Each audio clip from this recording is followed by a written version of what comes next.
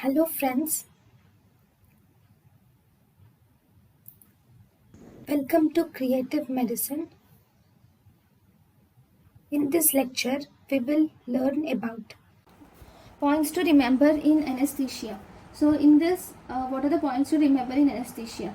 There is a question which has been asked in one of the papers in AIMS PG 2012, which states that dose of which of the following muscle relaxants has to be calculated based on the total body weight of an obese person.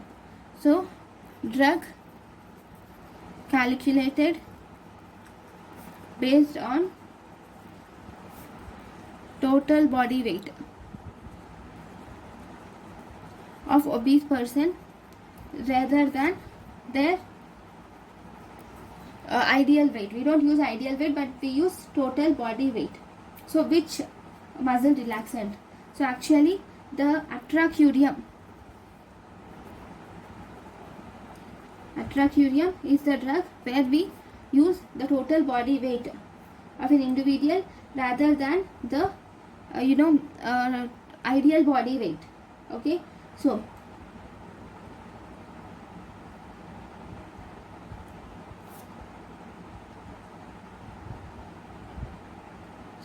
what about, we will see about the pharmacokinetics of certain drugs in obese patients. This is asked because this question is asked, we will see these things, pharmacokinetics in obese patients.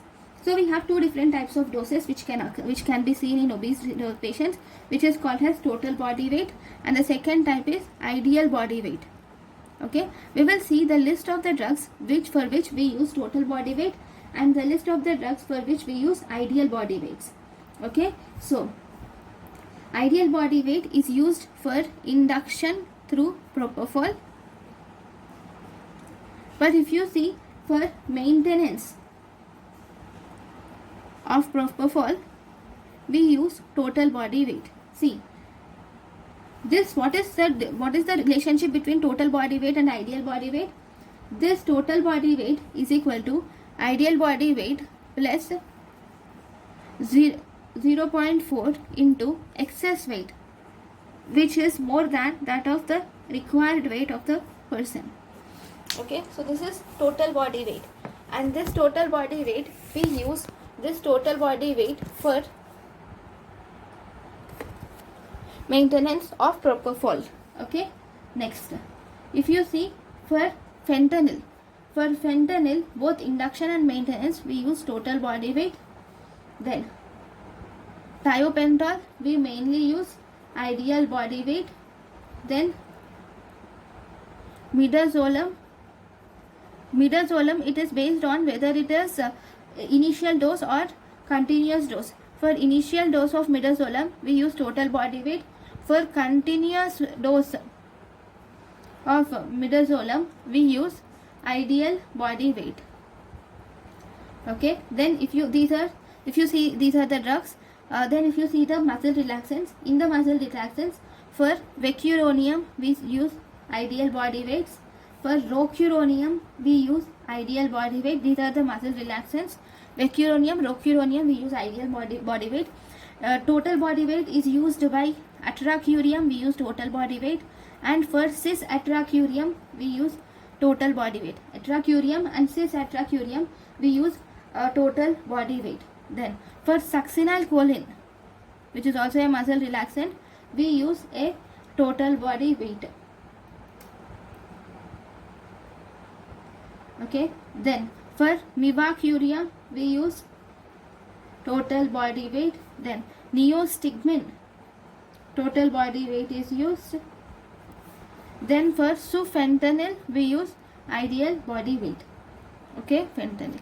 So these are the different drugs where we use total body weight and ideal body weight. Because this question has recently been asked, there is a chance of this new question to be asked by the people.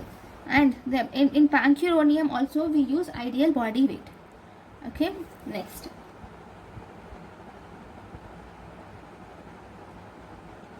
Then if you see, we have local anesthetics. In the local anesthetics, we have the classification of local anesthetics, which include two types. We have ester type of local anesthetics and we have amides type of local anesthetic. This esters type of local anesthetic, they are metabolized by pseudocholinesterase metabolism, and but there is an exception for this. Except cocaine, all the others are metabolized by pseudocholinesterase. This amide, it is metabolized by liver metabolism. It is metabolized by liver. Then there are important differences which you should know. If you see the allergic reactions are more in ester type and they are less in amide type. Then stability, if you see, ester type are unstable, they are stable in solutions. So if you see the examples of ester type, we have benzocaine, cocaine, prilocaine, chlorprocaine, all these. Okay. And if you see in amides, we have recent types like bupivacaine, lignocaine. Okay, so these are the examples of amide type of local anesthetics. Then one important thing is about the uterine actions. So on uterus there is local anesthetics or anesthetic drugs can have two actions on uterus. The inhalational anesthetics can cause either uterine relaxation or they can cause uterine contraction.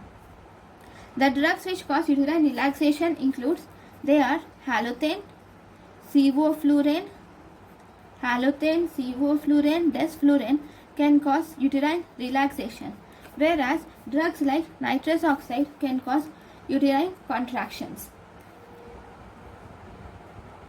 Okay, so because this nitrous oxide causes uterine contractions, it is not it causes uterine contraction, or it is a good analgesic and it has poor muscular relaxant property, so it is used as a labor anesthesia. So this is used as labor anesthesia, not anesthesia, sorry, analgesia. It is used as labor analgesia. If you see among all these uterine relaxants, this halothane has maximum uterine relaxant, and because it has maximum uterine relaxant, it is the actually agent of choice. It is the agent of choice mainly for external cardiac version or internal podalic version. Internal versions or external versions. External cardiac versions or internal podalic versions. During late pregnancy, we can use this halothane. Okay, maximum relaxation. This is the important about actions on uterus. Then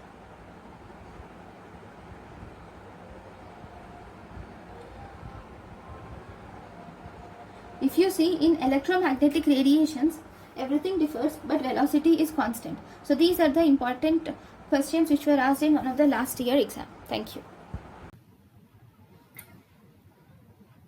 Thank you and thank you for watching.